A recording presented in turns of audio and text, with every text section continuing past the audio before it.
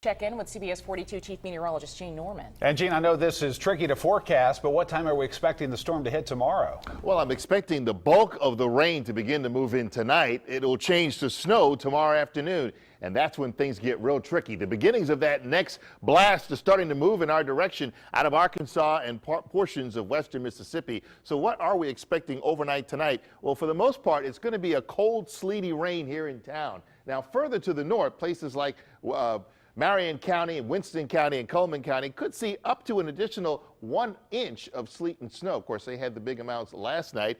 And then we're expecting a combination of ice and snow tomorrow east of I-65 and north of I-20. That's the target zone where we expect to have the highest accumulations. These are some preliminary looks at what we could expect for as far as snow and ice totals. A half-inch to 1 inch band stretching from Fayette County to south of Birmingham over near to Talladega, and then a 1 to 2 inch band from Arley to Jasper to north of Birmingham and just south of Anniston. But then when you go further up to the north and east, Gadsden and Anniston could see anywhere from 2 to 4, in some cases over 4 inches of a combination of ice and snow, and that could really be a problem not only for roads but also for power lines if this forecast holds. Now, because of that threat, the National Weather Service has issued the winter storm warning in effect until 6 a.m. Thursday, as you mentioned, between 1 to 4 inches of a combination of snow and ice.